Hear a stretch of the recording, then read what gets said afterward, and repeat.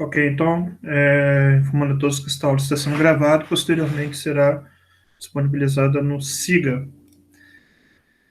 Beleza, pessoal. Então, vamos continuar, né? Ontem nós viemos aqui até o modelo do Fischer, né? Faltou uma parte aqui, que vocês, por favor, leiam depois, é sobre... Bom, aqui fala sobre efeito renda, efeito substituição, que nós falamos ontem, né? E daí, então, né? Esse daqui foi a mensagem final. Assim sendo, dependendo da dimensão relativa do efeito sobre a renda e do efeito de substituição, um crescimento na taxa de juros pode, ao mesmo tempo, estimular ou pressionar a poupança para baixo, né? Foi aquela discussão que a gente fez sobre efeito renda e efeito substituição, né? Ah, esqueci de compartilhar aqui, né, Beatriz? Isso mesmo. Desculpa atrapalhar. Tranquilo.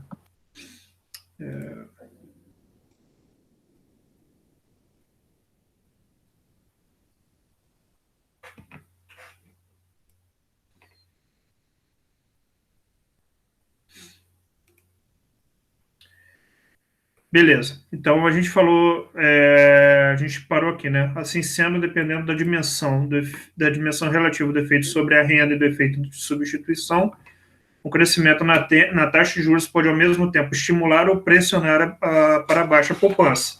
Foi aquela história que a gente falou ontem, né? Dependendo do efeito, se você aumenta a taxa de juros, você vai ter um efeito renda, porque em T mais um, né, no futuro, você vai estar mais rico por conta da poupança que você tem, né, que você fez.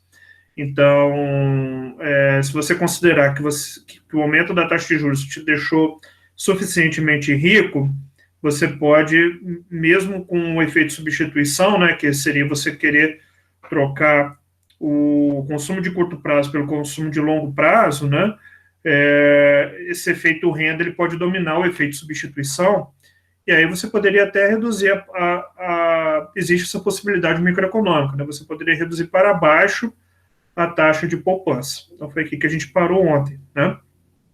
Por que o aumento dos juros vai reduzir para baixo a taxa de poupança? Por conta dessa característica do efeito renda, né, que os juros têm sobre o futuro.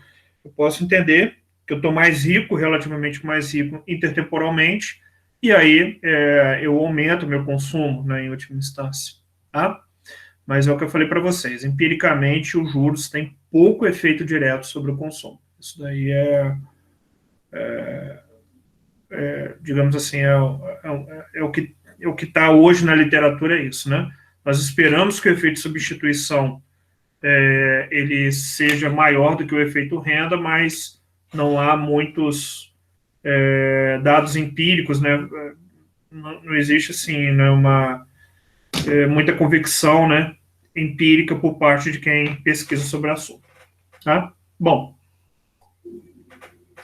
além disso, nós podemos ter restrições à tomada de empréstimo, né?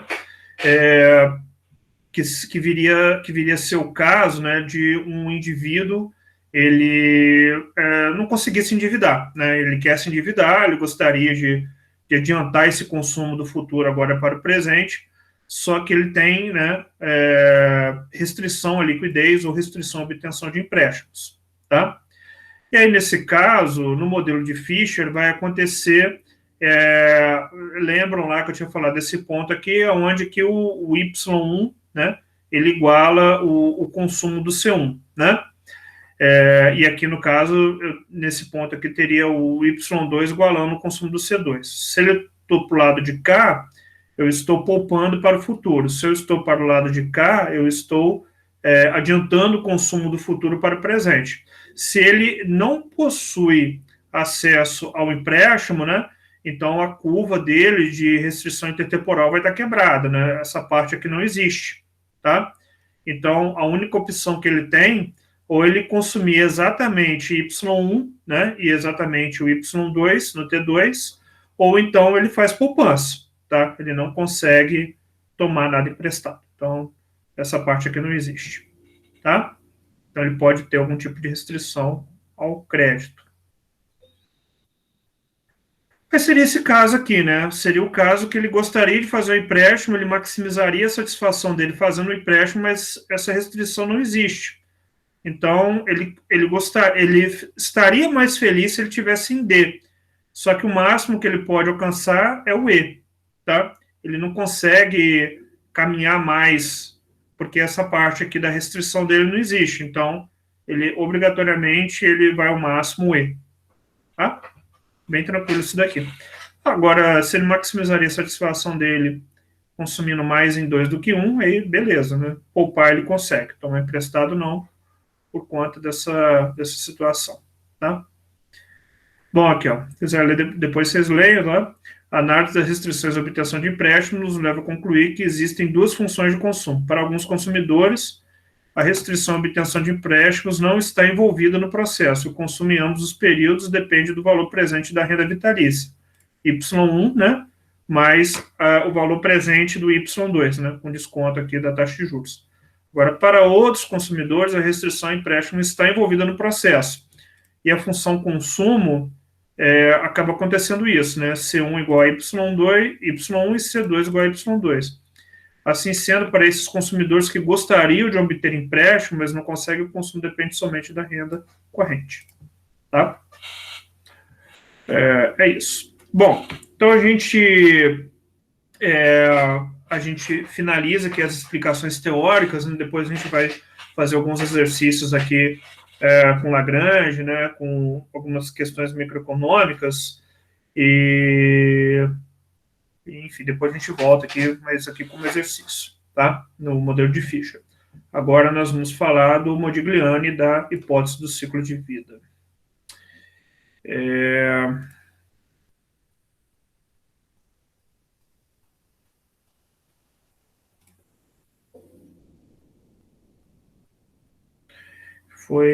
Bom, seguindo, né? Falamos do puzzle, né? Vamos lembrar, né, que a gente falou do puzzle do Keynes, que ok, no curto prazo, a função consumo resolve numa boa.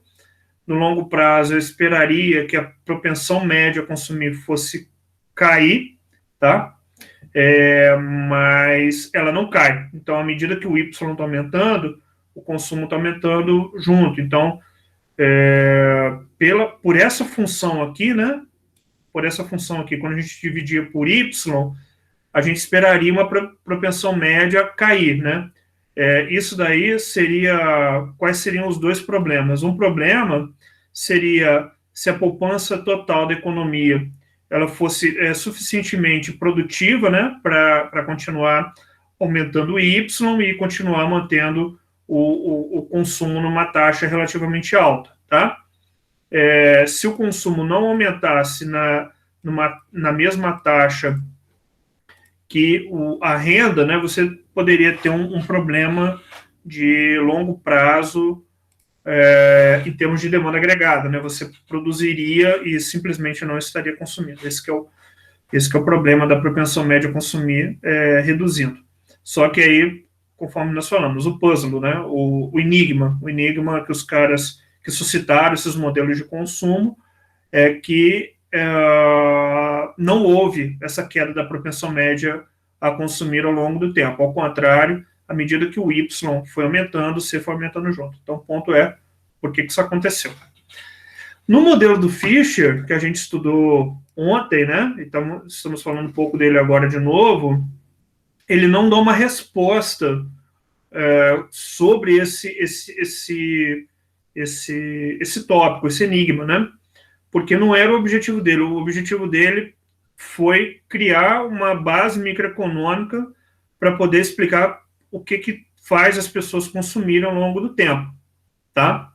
E aí, então, essa teoria do ciclo de vida do Franco Modigliani, ela já aparece aí, então, como uma teoria que quer responder por que esse enigma acontece, por que a propensão média a consumir não cai ao longo do tempo, tá?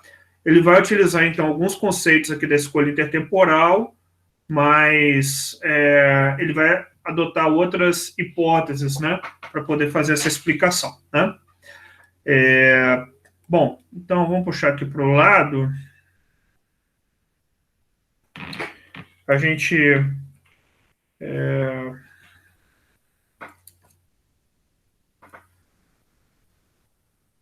costuma se referir, para facilitar, né?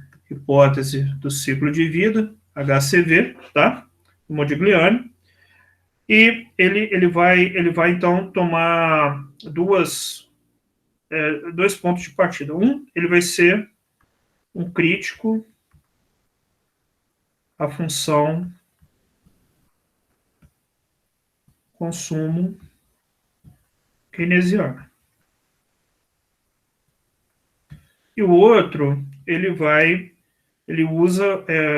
fazer o uso do modelo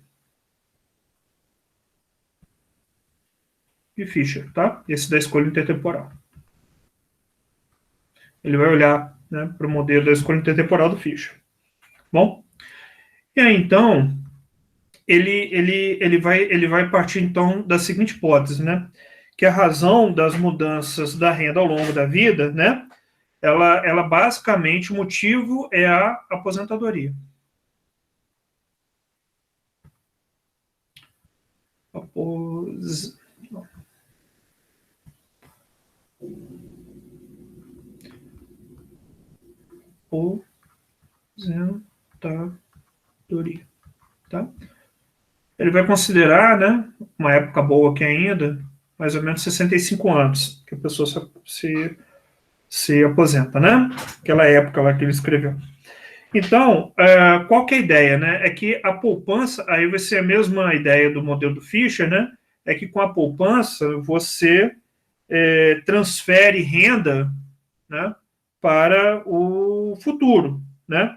Então, agora, você tem aqui um Y, uma renda que é maior, tá? Aqui em T. E em T mais 1, você vai ter uma renda Y2 menor. Então, qual que é a ideia que você está utilizando aqui? Você não quer reduzir tanto o seu consumo do C1, né, para o consumo do C2. Então, a única forma que você tem de manter isso daqui relativamente estável entre T e T mais 1 é você enviando aqui renda do Y1, né? Por meio da poupança, você vai enviar uma parte aqui dessa renda para T mais 1, tá? Onde o Y2 ele é menor, ou então pode ser que seja zero também. Vamos supor que você não tenha renda nenhuma depois que você se aposenta, né? Vamos supor que todo o sistema previdenciário ele é privado, então você tem que tomar essa decisão. Ou você envia poupança para o futuro, ou você não vai ter renda nenhuma, tá? E aí você tem aquele probleminha, né, que a gente conversou bastante ontem, que você não quer consumir tudo agora no presente e passar um baita no perrengue no futuro. Você quer manter aqui, na medida do possível, você quer manter o seu consumo estável ao longo da sua vida, tá? Esse que é um dos pontos chaves aqui, tá? Então é isso, você está transferindo renda do momento em que você tem uma renda alta, tá? Quando você é jovem, para o futuro, quando você tem uma renda baixa ou não tem renda nenhuma, tá? Essa hipótese aqui é que vai ser a hipótese do ciclo de vida. Vamos aprofundando. Bom, então ele vai propor então aqui uma função consumo diferente da do Keynes, tá? E ele vai propor que a função consumo, tá? E aí vou escrever isso aqui direitinho, né? Que é a hipótese. O consumidor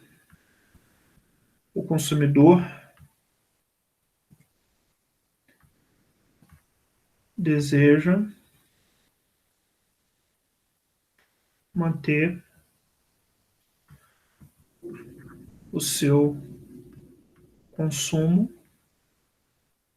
o mais estável possível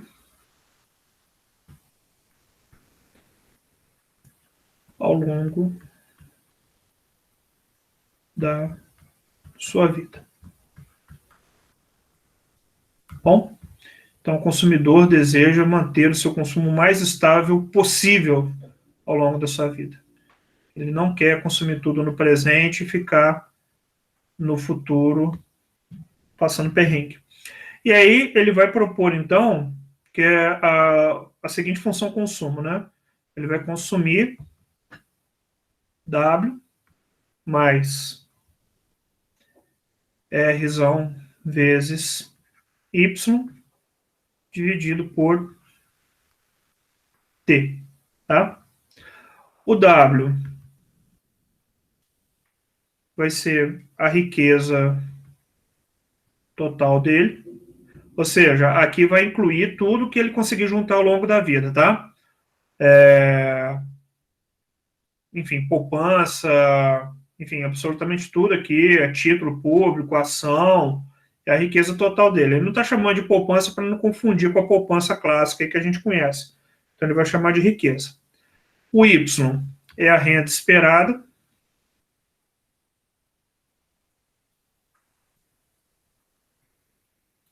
O R são os anos trabalhando.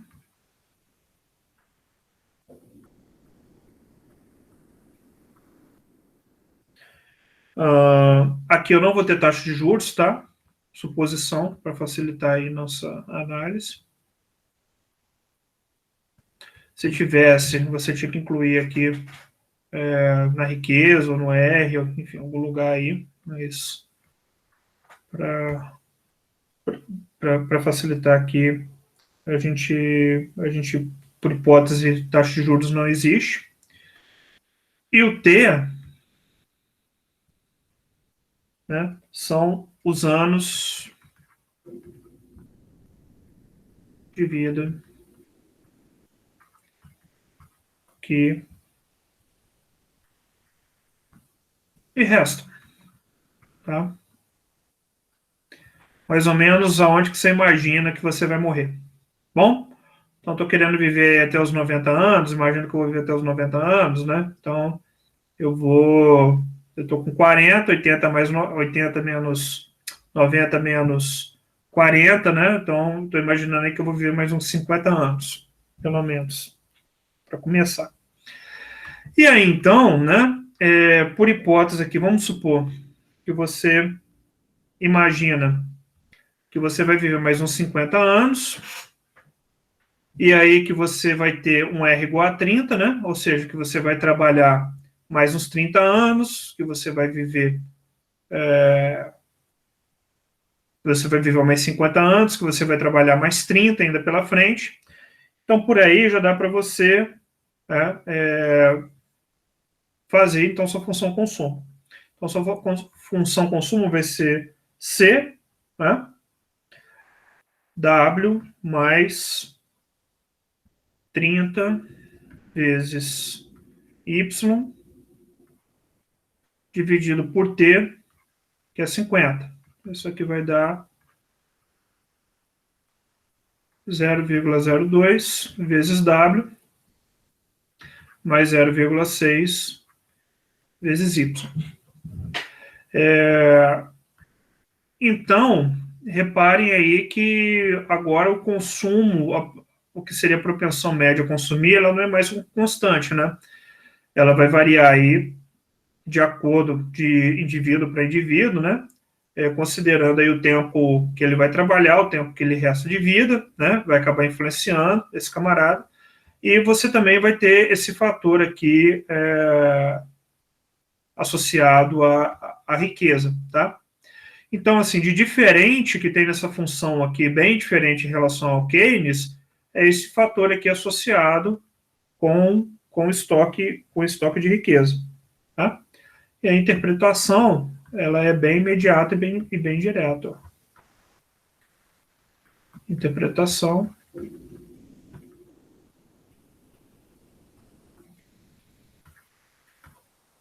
O consumo depende da renda e da riqueza, né? Da renda esperada, né? E da riqueza.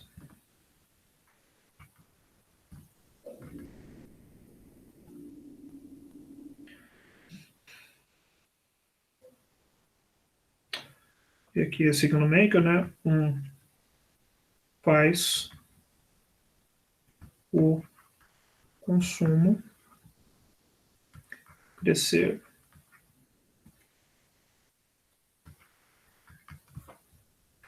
Dólares, né? 0,6 ao ano. Tá?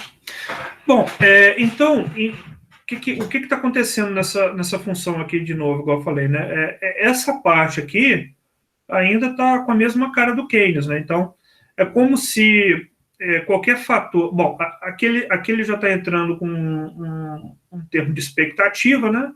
Você pode mudar suas expectativas em relação ao seu salário ao longo da sua vida, isso vai interferir no seu consumo, mas, de qualquer maneira, né, vamos pensar assim, em termos empíricos, essa componente aqui de curto prazo, ela é praticamente a mesma cara do Keynes, assim, não acrescenta. Você poderia até dar uma explicação, você vai estar dando uma explicação diferente para aquela regra psicológica que o Keynes deu da relação entre a renda e relação ao consumo, tá? Mas o diferente aqui da hipótese do ciclo de vida, né, ele vai entrar com esse termo aqui, que ele é um termo de longo prazo, tá? Que não tem na função consumo. Obviamente que, embora empiricamente as coisas... esse trecho aqui está muito parecido com a função consumo keynesiana, né? Vai ter todo um aspecto aí de explicação microeconômica baseada na questão da aposentadoria, baseado na questão da intertemporalidade, que a função keynesiana não tem, né? A função keynesiana é uma função, assim, de certa forma, assim, meio bobinha, né? É só estar falando, olha, tem uma relação aqui, renda e consumo, a renda aumenta, o consumo aumenta, né? Então, a fundamentação da hipótese do ciclo de vida, né, para explicar,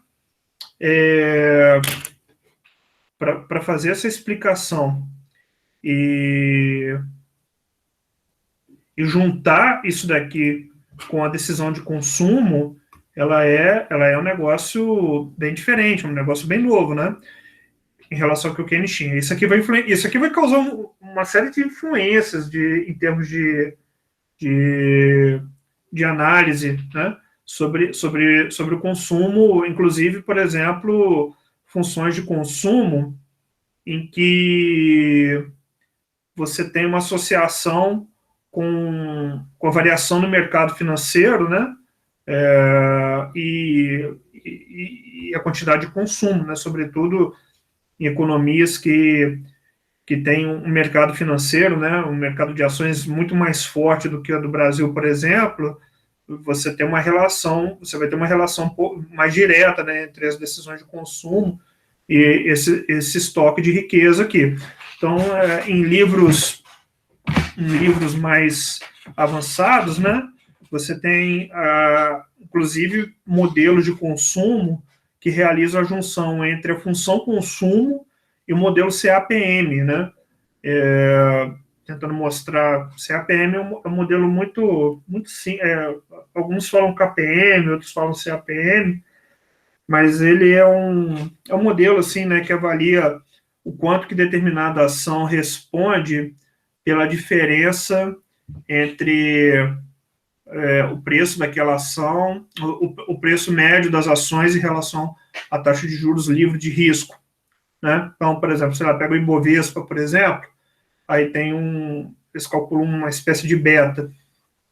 Aí esse beta aqui seria, assim, por exemplo, a rentabilidade do Ibovespa menos a da Selic. Aí vai ter taxa de juros, vai ter ações que respondem com beta maior do que outros com beta menor do que muito próximo a zero, né, tanto para cima quanto para baixo. Tem modelo macroeconômico um pouco mais avançado que junta, né, essa relação aqui com o nível de consumo. Obviamente que aí tem muito mais a ver com os Estados Unidos do que a gente, né? Porque a proporção de investidores no Brasil em mercado de ações é muito menor do que dos Estados Unidos. Embora isso tenha crescido muito nos últimos anos, né? Mas ainda continua muito baixo. Bom, vamos dar um generalizando aqui. Como é que vai ser o aspecto mais geral dessa história aqui, né?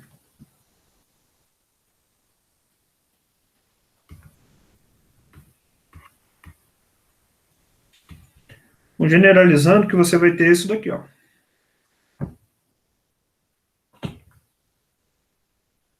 Consumo, a renda está aqui, e o segredo aqui vai estar nisso daqui, ó. Então eu tenho a função consumo, que ela vai depender alfa, riqueza, mais beta, renda, tá? Essa parte aqui diz respeito a alfa vezes W, né, que seria a parte do consumo autônomo do Keynes, e essa parte aqui diz respeito àquilo que seria a propensão marginal a consumir, né? Só que aqui a gente está chamando de beta. A inclinação aqui é beta. Tá? Então, no caso da função, no caso do modelo da hipótese do ciclo de vida, né, o diferencial do porquê que consumo e renda não tem uma relação decrescente ao longo do tempo, né? Essa daqui é aquela coisa da PME que eu estava falando no início da aula, é justamente porque aquela... Bom, aí vamos lembrar aqui, né? O consumo do Keynes é C, consumo autônomo, mais propensão marginal a consumir, e a renda, né? Eu divido aqui por Y, divido aqui por Y, divido aqui por Y. Isso aqui é a propensão média a consumir. Simplifico esse cara, né? Então eu vou ter constante com uma renda que cresce, que pode crescer ao longo do tempo, e aquela história que os caras estavam falando. Por que isso daqui não caiu ao longo do tempo? O meu enigma. E aqui na hipótese do ciclo de vida, a coisa muda, né? O meu consumo, ele depende do alfa W mais beta Y. Aí eu vou dividir por Y. Isso aqui eu vou simplificar de novo. Só que agora essa componente aqui, que seria o meu consumo autônomo no modelo keynesiano, ela é um estoque de riqueza, que pode aumentar, que vai aumentar ao longo do tempo junto com Y. E aí não vai permitir que consumo sobre Y caia ao longo do tempo. Isso aqui não vai existir. Por quê? Porque o W, a riqueza, ela vai aumentar, né? Junto com o Y. Então, assim, aí entra a questão também de características da economia americana, né? No W lá do Y, o que é que vai ter, né? Vai ter títulos de governo que não paga muito. Você vai ter títulos de empresa que vão pagar mais. Agora você vai ter isso aqui, ó, ações. Paga bem pra caramba, né? Conforme a gente vai estudar no próximo capítulo, ações, a tese que nós temos sobre ações, né, é que ela tem uma relação imediata com a rentabilidade das empresas.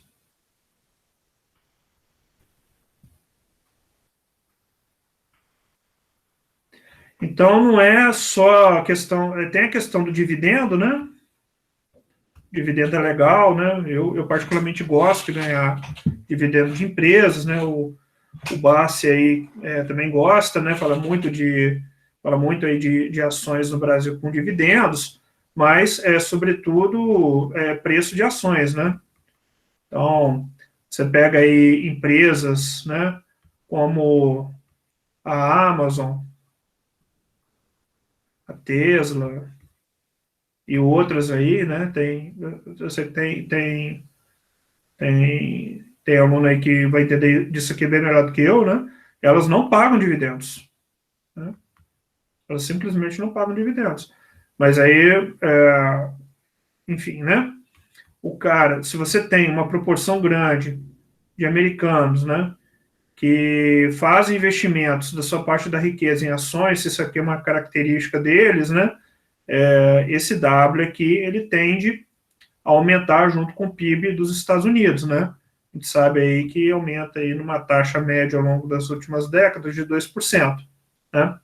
Então acaba que se você tem uma riqueza atrelada a esse tipo de situação, né, de fundos, de ações. Não estou falando que todo mundo vai lá comprar ações da Amazon.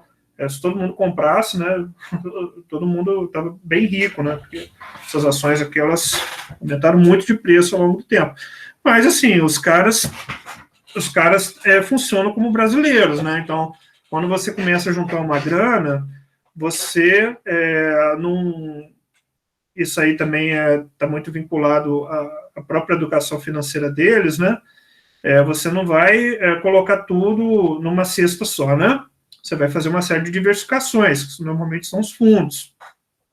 Uma coisa cai, alguma coisa sobe, mas ao longo do tempo a tendência aqui é alguma riqueza ir aparecendo aí para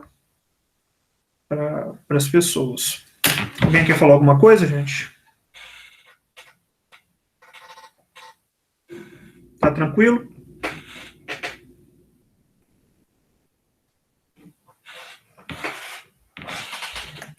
Tudo bem? Ou não está bem? Tranquilo, né? Tá bom.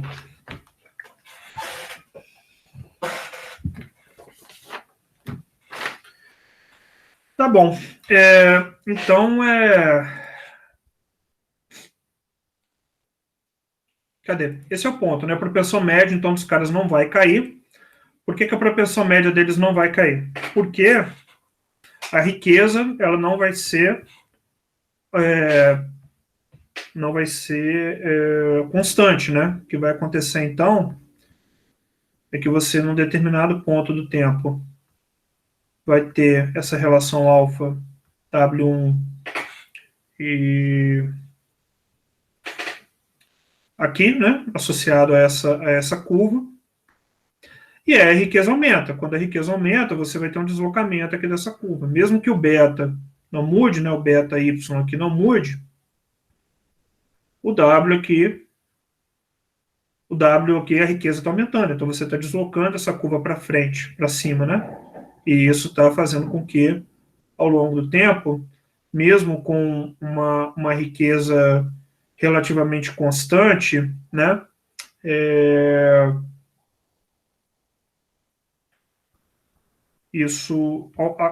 O consumo acaba aumentando, né? Por conta desse aumento aqui da riqueza. Outro prognóstico que você... Bom, aí a história que está contando no MEC é o seguinte, como a riqueza não varia proporcionalmente à renda de pessoa para pessoa, no curto prazo, se a renda aumenta, a propensão média ao consumo cai. Mas, no longo prazo, a riqueza e a renda crescem juntas, e, por conseguinte, a propensão média a consumir é constante. Tá? No curto prazo, a propensão média a consumir, ela pode cair. Isso aqui, ó. Eu tenho...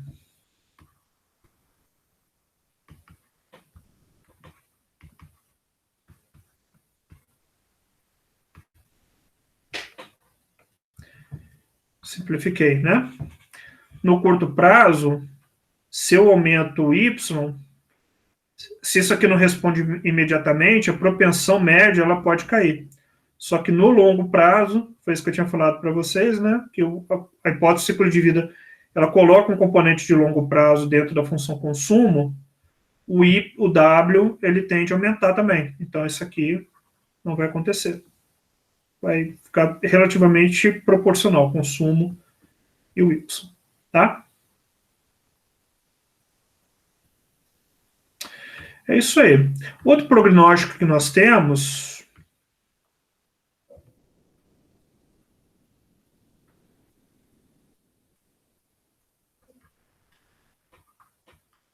é, de fato, aqui como é que você espera que vai ser o comportamento da taxa de poupança das pessoas, né? Então, a gente faz aqui a seguinte situação, né? Eu tenho uma renda que eu vou receber um certo até um certo momento aqui da minha vida, tá? E dentro dessa renda total, eu vou fazer aqui uma poupança.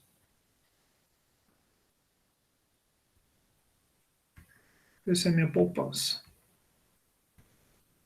Tá? Minha poupança S.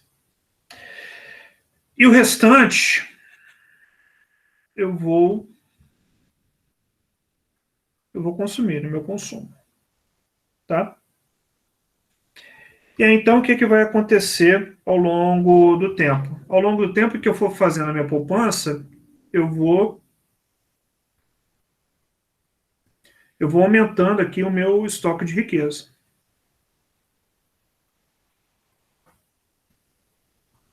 Até chegar no máximo, tá?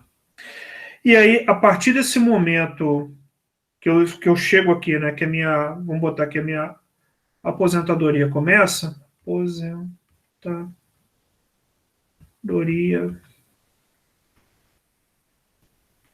cheguei aqui na minha aposentadoria, né,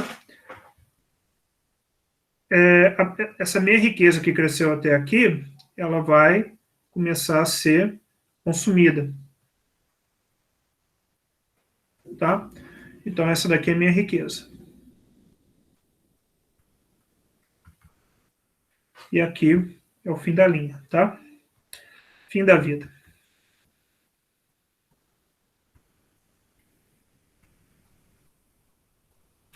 E aí, este pedaço aqui, então vou colocar assim, ó. Isso aqui é o consumo. E este pedaço aqui, ele vai ser a minha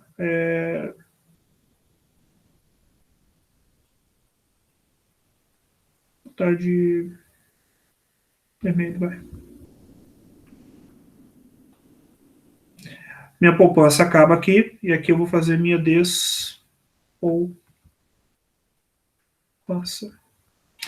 Então a história é o quê, né? É que, naturalmente, minha despoupança ela tem que ser maior do que minha poupança. Aqui não, porque a gente está considerando juros zero, né? Mas se eu tivesse um juros maior do que zero, minha despoupança que ela seria maior do que minha poupança, tá? E aqui, então, essa despoupança minha aqui vai equivaler a alguma coisa muito próximo do consumo que eu tive até o momento que eu me aposentei. Então, basicamente é isso, né? Esse daqui é esse eixo que é o eixo do dinheiro. Eu recebo essa renda toda, eu consumo uma parte, poupo outra parte, mando essa parte aqui para o futuro, né? Por alguma taxa de poupança. E aí, esse acúmulo da riqueza aqui é que vai permitir, né? Essa riqueza que ela vai ser utilizada para o meu consumo aqui na minha aposentadoria, tá? Tá bom. Qual que é o ponto aqui, né? Aqui ainda, aqui é um modelo legal, né? É uma coisa diferente. E aqui já vai te dar alguns prognósticos aqui de algumas coisas, né? Uma delas, bom, tem várias perguntas que você pode fazer aqui, né?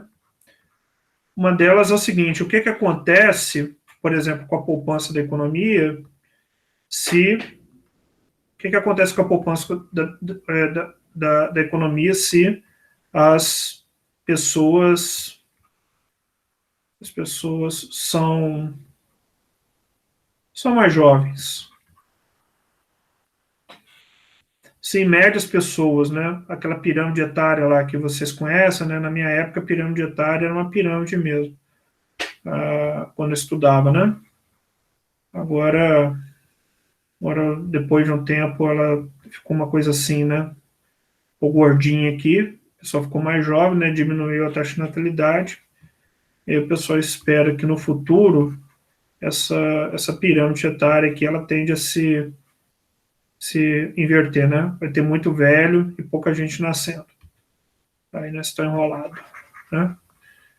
Aí o nosso sistema previdenciário não sobrevive mais, né? Porque senão vai ter gente trabalhando para poder pagar a, a aposentadoria, né? Pelo menos no sistema brasileiro, que quem é jovem paga para aposentado. Bom, o que acontece se as pessoas ficam, se você está no país com pessoas mais jovens, né? Dentro desse modelo aqui, né? A ideia é que a poupança vai ser maior, naturalmente, porque você vai ter mais gente poupando. Se a população ficar mais velha, a tendência é ter uma despoupança, né, maior, então você tem uma poupança relativamente menor. Se o tempo de vida das pessoas começa a aumentar, né, aí acaba também que você vai ter que fazer uma poupança maior, porque você vai ter que, enfim, né, juntar mais dinheiro para poder pagar aqui o tempo a mais de vida que você espera ter. O que acontece também se a riqueza aumenta? O que acontece se o W aumenta? Se você tem aqui, por exemplo, alguma coisa que faça esse triângulo aqui da riqueza ficar maior, né? Ou seja, uma rentabilidade maior. Você vai possibilitar ter um consumo maior também. Então, assim, tem várias possibilidades de análise de política que surgem a partir aqui dessa ideia que na função keynesiana você não consegue relacionar isso com o consumo imediatamente, né? Mas nem tudo aqui acaba que fica muito bem respondido, né? Então, sobretudo, uma parte importante aí, e agora a gente já vai entrando no modelo do Friedman, que é a respeito de como as pessoas tendem a entender o que são mudanças que geram aumento do estoque de riqueza, o que são mudanças que estão relacionadas ao Y, né? Essa parte aqui, ó.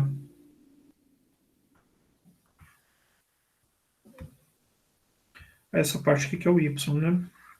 Como é que eu sei diferenciar? Que hipótese teórica que eu faço para diferenciar o que é renda e o que é riqueza, tá?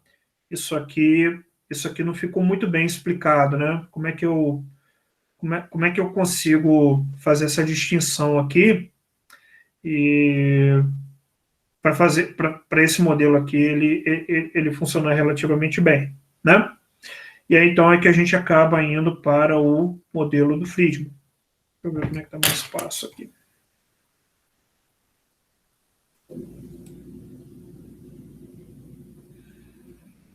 Vou puxar para cá.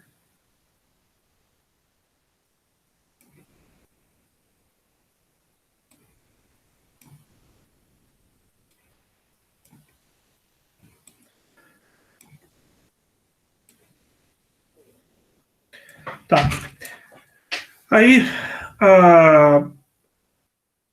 aí você tem, então, a hipótese agora, né? A hipótese da renda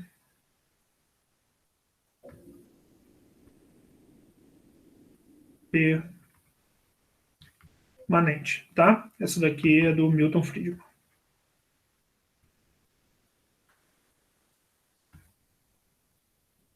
Tá bom? Então, o Milton Friedman, ele vai também seguir a mesma linha do Modigliani, né? Ou seja, ele vai ser crítico a Keynes. Ele vai se basear na proposta do Fischer, tá? O modelo do Fischer. escolha intertemporal, assim como fez o Modigliani, né? E ele também vai olhar aqui com bastante carinho para a hipótese do ciclo de vida do Modigliani, que a gente acabou de estudar. Então, ele vai basear a estrutura teórica dele nessas três premissas aqui, né? Mais uma vez, que a função consumo keynesiana, ela não explica, ela não é suficiente para explicar como é que o consumo se comporta, né? E daí, então, ele vai ser crítico, né? Bastante crítico aqui a função consumo do Keynes, né? Ele vai também olhar, ele vai também usar a intertemporalidade, né? O modelo intertemporal aqui de decisão dos agentes, e ele também vai levar em consideração aqui a hipótese do ciclo de vida do Modigliani, né? Então, a ideia é que esse modelo do Friedman, né, digamos assim, é uma espécie de continuação da hipótese do ciclo de vida, tá? Qual que é a crítica que o Friedman vai fazer à hipótese do ciclo de vida, né? A hipótese do ciclo de vida, ele vai considerar que a renda, né, no caso aqui o Y, segue um padrão regular no tempo. Então, para o Friedman aqui, isso aqui pode ser um problema, tá? Porque aquilo que eu falei para vocês, o que acontece na hipótese do ciclo de vida é o seguinte, o cara ele tem uma renda que é relativamente constante, que ele mais ou menos entende que ele vai receber, e aí, com essa renda constante, ele vai lá e divide, né, exatamente aquilo que é o consumo para ele, né, aquilo que ele vai consumir, a parte que ele vai consumir, e a parte que ele vai guardar como riqueza. Então, a hipótese do ciclo de vida não está muito preocupado com possíveis mudanças, né, que vão acontecer aqui ao longo da tua vida. Ou seja, você pode ficar desempregado, né, você pode ter uma empresa e a lucratividade dela cair, você pode ter uma empresa e a lucratividade dela aumentar durante um determinado período de tempo, você pode trabalhar numa empresa aí que parte do seu salário está relacionado com a tua produtividade, né? E aí você recebe lá a participação dos lucros, PLR, né? Sobretudo se você for funcionário bancário, né? Isso acontece muito, o seu salário base às vezes é baixo e aí você recebe uma participação dos lucros que aumenta muito o seu salário. Então, o que o Friedman está inserindo aqui na hipótese do ciclo de vida? Né? Está inserindo a ideia que você passa por mudanças, variações aleatórias ao longo da tua vida. Né? Escrevendo isso aqui, então, né? Vou botar aqui, ó, hipótese do Friedman.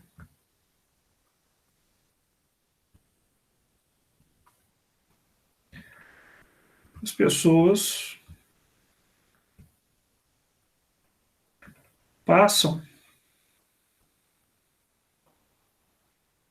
por variações aleatórias, guarda essa palavra, né, que é uma palavra das estatísticas, e temporárias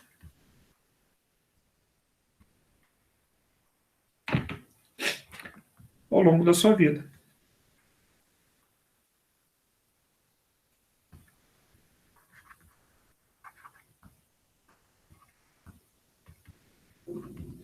Esse aleatório é o quê? Isso aqui vem lá da estatística, né? Você pode bater um carro, você pode ficar doente, você pode ser internado, você pode ter um câncer, você pode ganhar na loteria, você pode ter uma proposta de emprego que você não estava esperando, você pode ter um aumento Enfim, você tem uma série de aleatoriedades que vão acontecer na tua vida, tá? Ao longo da tua vida aí. E aí, o que você faz, né, para Como você sabe que você pode bater o carro, você vai lá e faz o quê? Faz um seguro, né? Como você sabe que você pode ficar doente, você vai lá e faz um plano de saúde.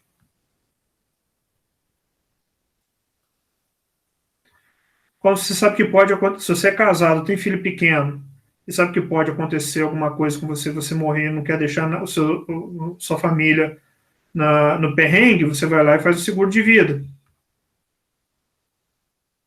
Então, se você é uma pessoa que entende que essas coisas, infelizmente, acontecem com você, você sabe que existe aleatoriedade na vida. Então, você vai se precaver aí, tomar decisões aí que você julgue que são corretas, tá? Obviamente que do ponto de vista econômico, né, questões aleatórias que acontecem do ponto de vista exclusivamente econômico, elas tendem a ser temporárias, tá? O que não é temporário é, por exemplo, você morrer, não é temporário mais, morreu, acabou, né?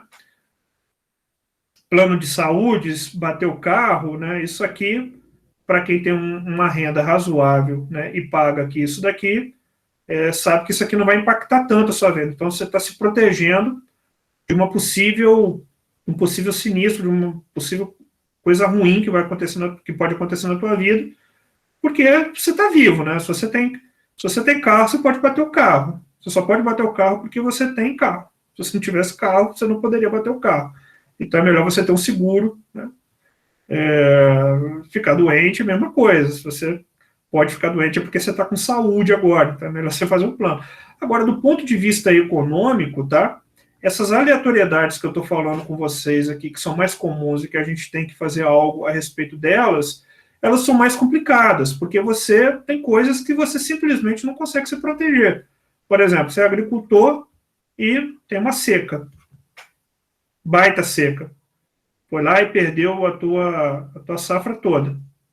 É um evento aleatório, mas é temporário. E não tem rede de proteção para isso. Tá? Então, eu não estou me referindo a essas aleatoriedades que você consegue se virar, né? Consegue fazer alguma coisa a respeito. Eu estou me referindo às aleatoriedades temporárias que você não tem muita coisa para fazer. Da mesma forma,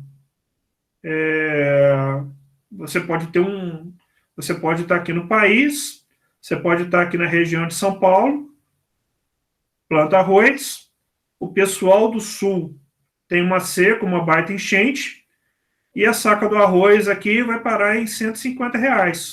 Sai de 60 vai para 150. Foi algo aleatório, vai ser algo temporário, porque em algum momento esse pessoal aqui vai voltar a produzir, tá? E você recebeu uma grana a mais que você não estava esperando. Então, a ideia aqui é o seguinte: coisas aleatórias acontecem com vocês, conosco, né? Com quem está no sistema de produção, tem uma firma, enfim, né? E essas coisas são temporárias e você não tem muito o que fazer em termos de seguridade. Tem coisa que você consegue fazer o seguro, tem coisa que você não vai conseguir. Esse exemplo aqui que eu dei para vocês, você não consegue se segurar. Consegue fazer alguma coisa para prever, ou para evitar, ou para ser pago. Coisas de mercado financeiro, tem muita coisa que você consegue fazer a securitização, né? Por exemplo, você faz uma dívida em dólar, você pode fazer um swap, né? Um hedge. Você pode fazer esquemas de minimização de riscos, né? Então, você está com uma dívida em dólar, você faz um hedge com uma pessoa que está no estrangeiro com uma dívida em real. Se o dólar desvaloriza, você mantém o dólar constante, e aí o cara que teria uma dívida menor, também ele está mantendo a relação dólar real constante, aquilo que ele ganharia de redução de dívida, ele paga para você. Agora, se o real que valoriza, né, você poderia reduzir a tua dívida em dólar, né, você não vai fazer essa redução, e esse a mais que você ganhar, você vai a firma bancária, né, que está fazendo a transação, está fazendo a securitização, vai passar esse a mais para o camarada. Então, do ponto de vista financeiro, tem vários produtos financeiros aí que visam fazer o hedge, né, que é esse controle de risco. Agora, o cara que está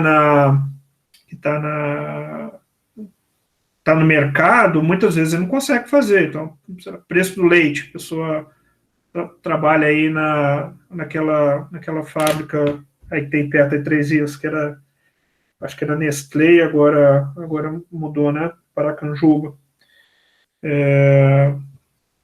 Jeito, acontece alguma coisa, aumenta o preço do leite, isso vai ter impacto no custo, e aí provavelmente o pessoal não vai conseguir vender no mesmo valor que estava vendendo antes. Isso aí vai ter um impacto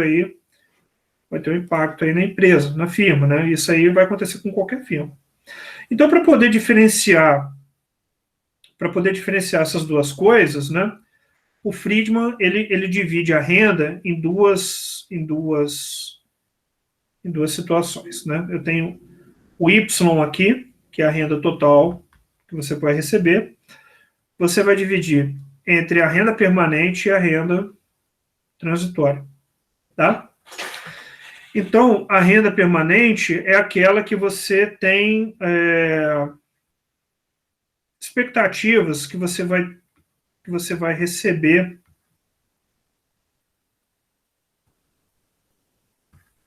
ao longo do tempo. E a transitória são as flutuações.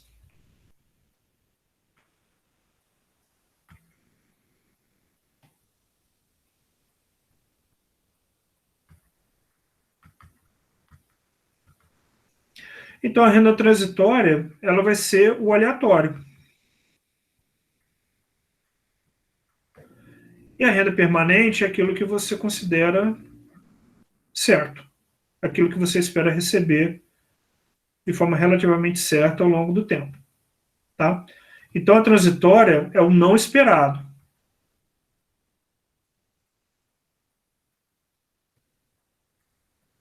E o permanente é aquilo que você considera certo. Então, por exemplo, você tem uma loja que vende produtos, você espera que no Natal você aumente suas vendas. Que em julho você reduza suas vendas. Tá? Isso daí é permanente. Então, a renda permanente não é a ausência de flutuação, não. É aquilo que você espera que vai acontecer ao longo do tempo, aí dado a sua experiência, dado o tempo que você está no mercado, coisa e tal. A transitória é aquilo que você não espera de jeito nenhum, tá? E aí, qual que é a do Friedman, tá? O Friedman vai dizer que a renda permanente, você tende a consumi-la, tá? Maior parte você tende a consumir, não é toda a renda permanente que você vai consumir, mas a maior parte você tende a consumir, e a renda transitória que você tende a poupar. Então, não é tudo que você vai poupar, é a maior parte, pelo menos, você você quer poupar, tá? Então, em outras palavras, né, a gente pode falar que a renda permanente ela é a sua renda média. E a sua renda transitória é o desvio aleatório. Não vou escrever aleatório de novo, não. É o desvio aleatório em relação à média. Tá bom? Enfim, todo mundo que está numa empresa, que já teve uma empresa, sabe como é que isso aqui funciona. Você tem que ter alguma dimensão, né? Alguma expectativa de quanto que você vai ganhar. Você tem que pagar funcionário, tem que pagar fornecedor, né? Você tem que ter algum estoque ali para poder atender seus clientes. Então, uma empresa, ela tem, né, algumas questões assim que ela toma mais ou menos como certa. Mas, ao mesmo tempo, aleatoriedades acontece. Perdão. Tá? Pode acontecer também do lado aí de quem trabalha, tanto do lado de quem trabalha, que tem um salário, como a pessoa que tem a firma, né? Tem uma renda permanente, tem uma renda transitória, pode estar, qualquer um pode estar suscetível. E aí o que acontece? Por exemplo, se o cara é assalariado, né? Se o cara ele vive só de salário, a tendência dele é ele reconhecer esse salário como uma renda permanente. E aí, então, não à toa, você vai ver que o consumo ele acaba sendo uma função do salário, né? Você pegar e traçar o consumo e a massa de salário do Brasil, você vai ver uma correspondência quase de 1 para 1, tá? Isso aí não tem jeito, né? Porque que o cara recebe, sobretudo num país como o Brasil, que até pouco tempo atrás você tinha auxílio, você tinha lá o auxílio-desemprego e tal, né? Então, de novo, não é que o cara vai consumir o salário dele todo, não. Ele vai consumir a maior parte do salário dele, alguma coisa ele vai guardar. Essa é a ideia. Tá? Então, a hipótese do Friedman, né, ele sugere que o consumo responde à renda permanente. Então, ponto aqui, o consumo, ele responde, contrário, né?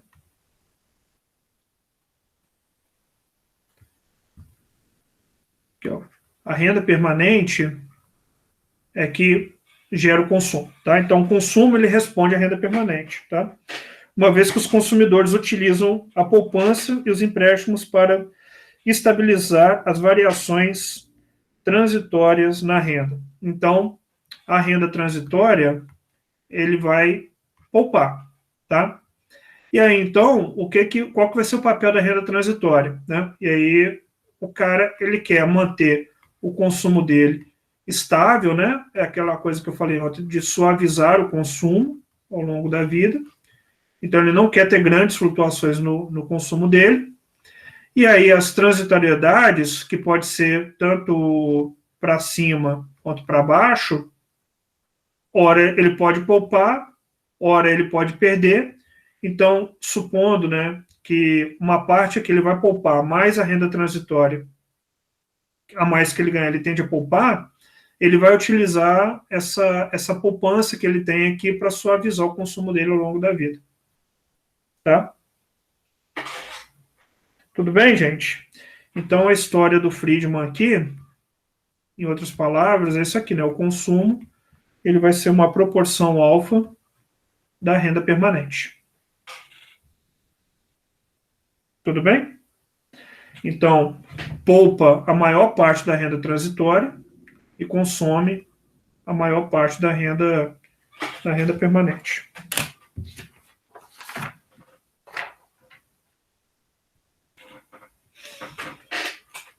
Bom, vocês estão falando menos do que o usual hoje.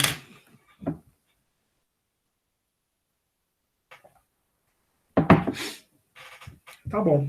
Ninguém tem nada não, gente? Tá tudo tranquilo? É isso aí, né? É mais tranquilo mesmo. Sim, é mais fácil. Com certeza, bem mais fácil. Quais são as implicações, né? As implicações, né, o Friedman como um grande inimigo teórico do Keynes, né? O primeiro ponto dele, né, naturalmente, vai ser que a função keynesiana do consumo utiliza variáveis erradas.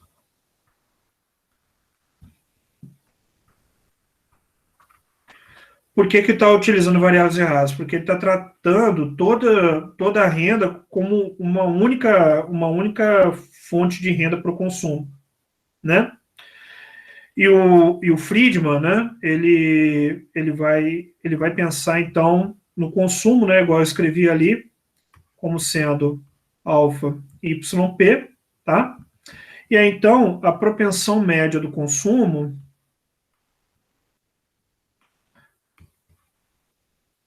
a gente escreve dessa forma.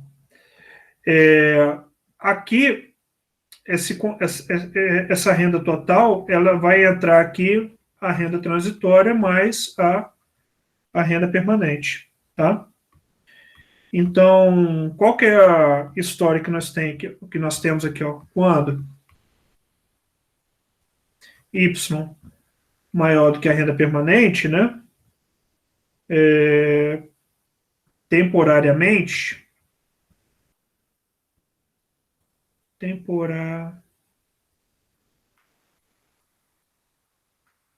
isto é, no curto prazo, a propensão média a consumir, então não vou botar o E aqui não, propensão média a consumir cai. Ou, se a renda permanente é maior do que a renda total, essa propensão média a consumir aumenta. Por que isso aqui pode acontecer? Por conta dessa parte transitória, né? Você pode ter momentos em que a transitória é maior, né? E aí vai fazer a renda total maior do que a permanente, como você pode ter momentos que a transitória também cai muito, que as pessoas entendem como uma queda transitória, tipo uma crise, né? Alguma coisa do tipo. E aí o que o Milton Friedman ele estava pensando, né? Ele estava pensando que existe o típico pensamento clássico, né? Neoclássico. Eu tenho tempo aqui, eu tenho o PIB per capita aqui dos Estados Unidos, eu tenho aqui o tempo, né? Sei lá, 1940, 50, 60. E aí os caras entendem que você tem uma taxa de crescimento média, que acontece aqui ao longo do tempo, né? Aquela de 2%, e que o PIB ele vai flutuando aqui em torno dessa taxa. Então você pode ter igual aconteceu a crise do subprime, uma baita queda, mas ele sabe que a coisa vai voltar. Então essas flutuações que estão acontecendo aqui em torno da média, né? Uma hora cai muito, outra hora sobe um pouco mais, né? Mas a média é de 2%. É nisso daqui que ele está pensando. Ele está pensando numa taxa natural de crescimento aqui, muito próximo ao que o Solon propunha, né? Do crescimento da tecnologia de 2%, que fazia com que o crescimento o crescimento fosse relativamente estável, né, ao longo do tempo, com possíveis flutuações de curto prazo aqui. Então, ora você pode ter uma renda transitória menor, né, ora você pode ter uma renda transitória maior do que esse aumento permanente na renda que você acredita que vai acontecer aqui ao longo do 2%. Naturalmente, né, isso aqui, como isso aqui tem característica microeconômica, né, esse resultado aqui ele vai ser o somatório das decisões microeconômicas. Então, pode ser que enfim, né, se a transitória está maior do que a média, espera-se que na média tem mais gente ganhando do que perdendo, né, não sei, mesmo porque a desigualdade de renda dos Estados Unidos não é tão absurda quanto a nossa, né? Então lá a renda tem de ser um pouco mais bem distribuída do que aqui, tá? Então Friedman argumenta que as oscilações de curto prazo na renda são provenientes da renda transitória, mais variações no longo prazo, né? Uma década para outra são provenientes da renda permanente. Então, resumindo, o que acontece aqui, ó? Você tem o crescimento da renda. Só que quando você pega a renda total, você está juntando a parte transitória com a renda permanente, tá? E aí, então, se você ficar analisando a propensão média pela renda total, você vai ter dificuldade para compreender, né, o que é permanente e o que é transitório. Então, ao fim e ao cabo, o que ele está falando, né? Que a média, o consumo, ele vai crescer, ele vai ser aproximadamente, né? A variação do consumo, ele vai ser aproximadamente a variação da renda permanente, dessa renda permanente aqui, tá? Então, se espera, né? Uma vez que os indivíduos consomem sua renda permanente, né? E aí, à medida que a renda está aumentando ano após ano, aí, em torno de 2%, né? Essa renda média, essa renda esperada, que o consumo vai aumentar na mesma proporção aí de 2%. Tá bom? Então, a forma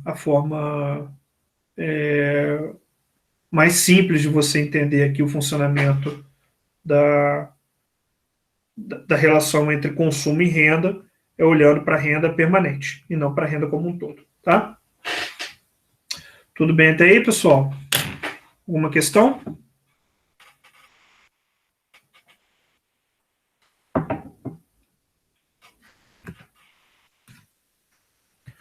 Tudo de boa, né? Então tá bom. E por último, então, nós temos a hipótese. Nós vamos ter a hipótese do caminho aleatório do Hall.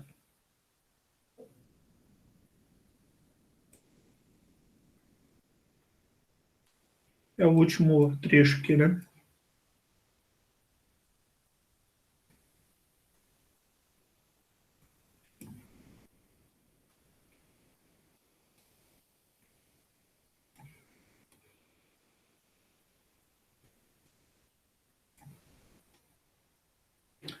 Então vimos todas, né? Relembramos a keynesiana, escolha intertemporal, teoria do ciclo de vida, teoria do consumo permanente e caminho aleatório do Hall, que nós vamos ver agora. O caminho aleatório do Hall, ele não se preocupa em explicar o enigma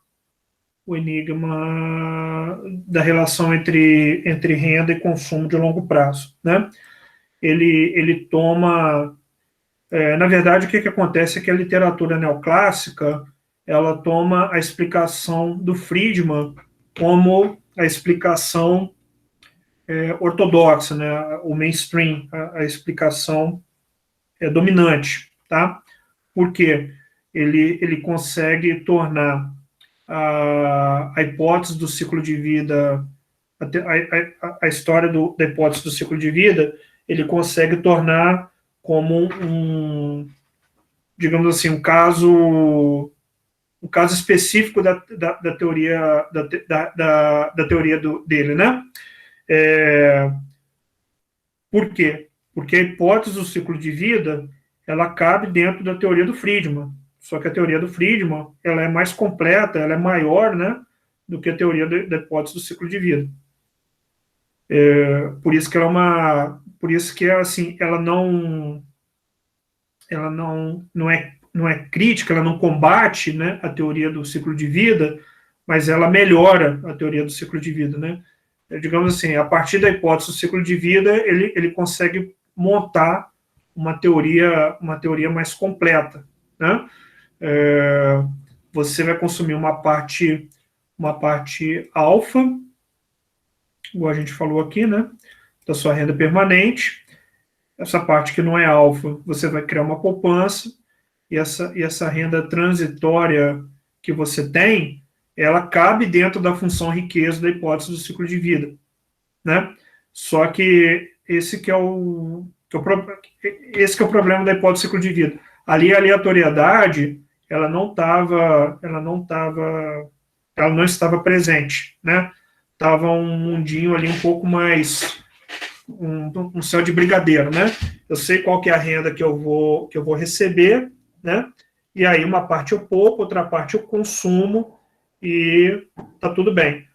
Aqui dentro da hipótese da renda permanente, da hipótese da renda permanente do Friedman, não, né? Ela faz uma associação que vocês viram lá na macro 2, que é com a taxa de crescimento natural do produto, né, em torno ali de 2%, que é uma coisa que o Friedman utiliza bastante, sobretudo lá para a teoria de desemprego dele, né, da taxa natural. E aí você meio que consegue dar uma explicação mais completa do que a hipótese do ciclo de vida, né? Então ele complementa a hipótese do ciclo de vida. O que o Hall faz, tá? O Hall ele vai ele vai utilizar, ele vai sair da hipótese de renda permanente do Friedman, tá? Mas ele está, na verdade, preocupado com outra questão, que é como que as expectativas racionais, elas entram dentro desse modelo aqui da hipótese do ciclo de vida, tá? Então, aí já não é mais a questão do enigma, mas é a questão de como que a hipótese do Friedman, né, se comporta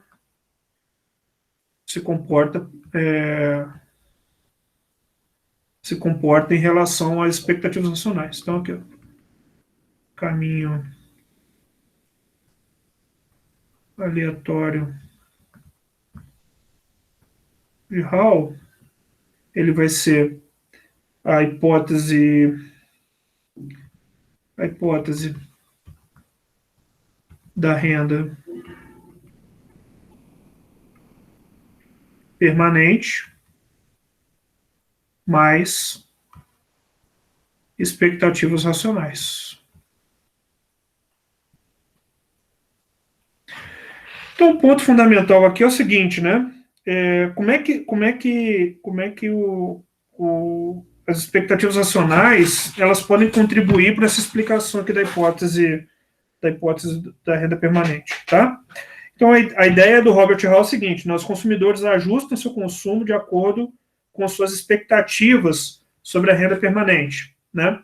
Então, essa renda permanente aqui, ela vai ser uma questão de expectativa por parte dos consumidores. Eles esperam, né, que eles vão receber aqui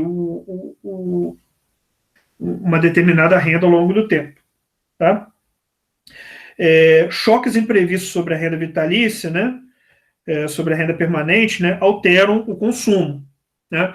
Foi o que a gente tinha falado ali sobre que a parte transitória ela é em média poupada, mas não é totalmente poupada, né? Então os choques aleatórios eles vão alterar essa renda transitória, né? E vão ter um efeito aqui sobre mudanças sobre as mudanças aqui no consumo. Então, a ideia dele é o seguinte, foi o que eu li, né? Logo, variações sobre o consumo refletem surpresa sobre a renda permanente. Resultado, se a renda é imprevista, o consumo também ele vai ser imprevisto. Como que nós podemos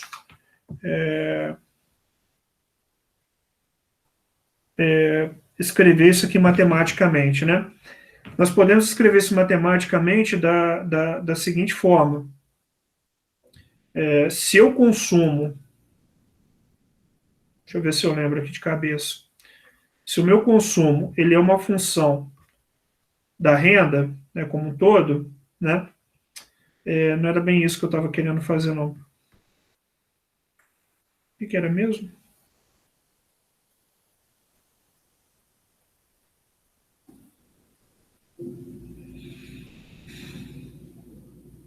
Tem uma funçãozinha matemática que você pode utilizar aqui, que é uma espécie de valor presente da renda permanente que você vai receber ao longo da sua vida, né? Daí você escreve isso como uma função e dado que ela é tomada como um componente fixo, na hora que você pega e tira a primeira diferença, o que vai sobrar em termos da variação é só o componente aleatório. Então, seria uma coisa mais ou menos assim, ó. Eu tenho o consumo,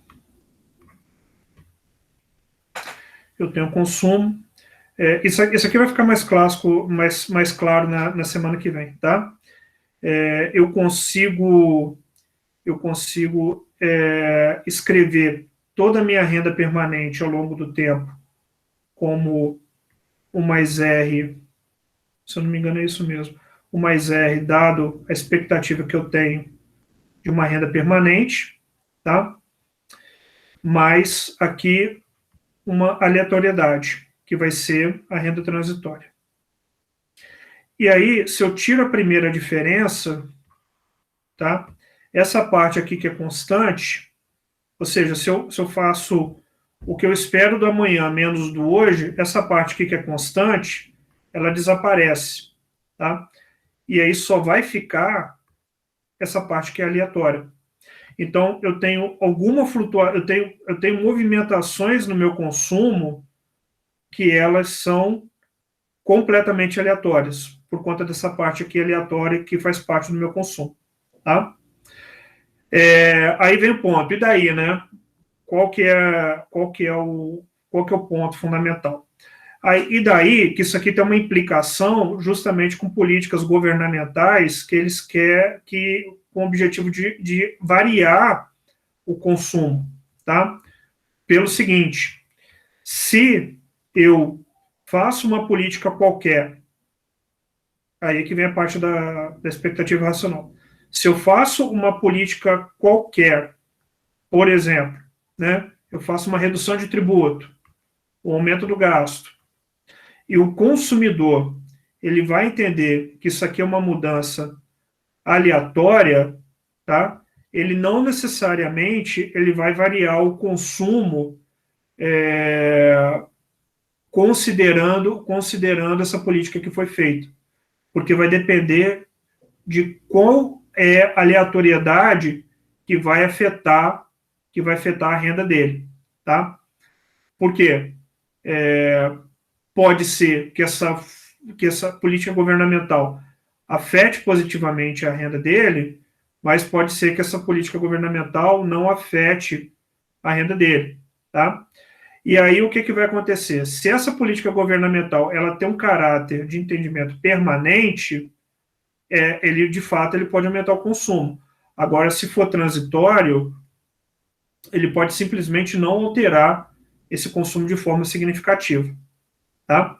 E aí a implicação desse modelo aqui do Hall é que flutuações no consumo elas são completamente transitórias, elas são totalmente aleatórias, porque tudo aquilo que você pode tomar como permanente, né, como você entende, como, digamos assim, como algo que está na média da tua renda ao longo do tempo, né, não vai afetar diretamente o seu consumo. E aquilo que é aleatório, quer dizer, vai afetar diretamente o seu consumo, tá? Mas não vai ter um grande choque, porque você tem que entender que aquela política governamental, ele pode pensar nela como algo transitório, não permanente, tá? E se for algo transitório, não permanente, o consumo dele não aumenta de forma constante, tá bom? Agora, se for uma relação puramente transitória, aí vai depender do estado de que momento que ele vai estar, né? Pode ser que ele afete, que ele tome uma decisão de aumentar mais o consumo dele, como também pode ser uma decisão que faça ele reduzir o consumo, né? Porque vai depender da aleatoriedade que ele vai estar submetido. O que o Ralph fala é o seguinte, se os consumidores seguem a hipótese das expectativas da renda permanente, têm expectativas racionais, então apenas mudanças não esperadas na política econômica influenciam o consumo, tá? Essas mudanças na política econômica passam a ter efeitos quando modificam as expectativas. Como a expectativa não pode ser observada, é difícil saber quando a política econômica altera a demanda agregada, tá? Ou seja, se o público encara o gasto como renda transitória, não há efeito na política, não há efeito da política sobre a demanda agregada. Eu não sei se eu consegui explicar, mas aqui o resumo aqui eu acho que dá uma ideia um pouco mais linear daquilo que eu quis dizer para vocês, né? A política econômica ela tem que ser entendida como uma renda permanente. Eu acho que isso aí dá uma explicação melhor do que eu já tentei fazer até agora, né? Se ele entende que aquilo ali é transitório para ele, não necessariamente isso vai ter um impacto sobre o consumo dele, porque o consumo dele depende de algo permanente, né? Então, por exemplo, Um exemplo clássico aí foi a tentativa de estímulo à economia, né, por meio da redução do IPI, né? E aí foi até um gráfico que eu mandei para o pessoal da Macro 1 fazer uma análise teórica simples, né? Aquela coisa lá de consumo e renda permanente. Deixa eu parar a apresentação aqui e eu vou abrir esse gráfico aqui para vocês darem uma olhada, né? Ele é bem interessante.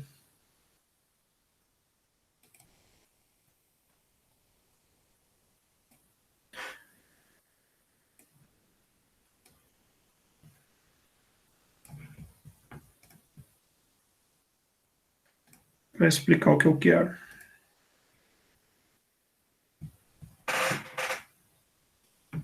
Tá aparecendo aí? Apareceu, pessoal? Apareceu, né? Sim? Então tá. Isso daqui por exemplo, aqui o consumo de bens duráveis, tá? Aqui, 2008 teve uma queda aqui pesada, né, do consumo de bens duráveis, carros, eletrodomésticos, e aqui foi uma política governamental, né, de redução do IPI. Aí repara que o consumo de bens duráveis, ele foi lá e deu um aumento aqui, né? Só que o que aconteceu? À medida que essa política de redução do IPI foi se mantendo, ela não se ela não, ela, digamos assim, ela não é permanente, né? Você não consegue manter uma variabilidade, um crescimento dela, isso aqui é variabilidade, tá? Então, o que acontece? Ela aumentou aqui para 1, depois, passo a passo, ela foi caindo. Então, em relação aqui ao ponto base 2008, 1, né? Devagarzinho, né, a taxa de consumo dos bens duráveis ele foi diminuindo até em 2016, quando ele dá um aumento novamente. Enfim, mas isso aqui eu não sei o que aconteceu aqui, se houve alguma política de redução do IPI de novo, né? Aí aqui em 2020 caiu por conta do problema da Covid, tá? Mas esse período todo aqui, ó, até 2014, se eu não me engano, foi um período de redução dos tributos sobre bens, sobre automóveis, sobre bens ditos brancos, né, fogão, geladeira, esse tipo de coisa, e você não consegue manter isso sustentável todo momento, né? Porque é isso, ali foi o aleatório. Não sei quanto que vai ficar. Aí, pum, aumenta o consumo. Só que aí, à medida que o tempo vai passando, né, não tem razão das pessoas manterem o consumo alto sobre bens duráveis por conta de uma política tributária, né, que meio que ficou incorporada, né, ficou incorporada na economia durante algum tempo, né? E aí, qual o resultado disso? O resultado disso é catastrófico, né? Porque abriu mão de um porrilhão de tributos e não teve o efeito desejado, né? Foi se perdendo aquele efeito ali da redução da tributação no consumo ao longo do tempo. E aí, à medida que o tempo foi passando, né? Teve não tinha mais efeito nenhum, não tinha mais razão, né? E aí a gente sabe da história, né? Foi uma tentativa de se manter, né? De se estimular, esse estímulo nunca acontecia, houve perda de receita, gasto público continuou alto e, enfim, né? Deu no que deu. Tá bom, pessoal? Acho que tá bom, né? Eu vou. Alguém tem alguma questão? Beleza. Eu vou interromper a gravação.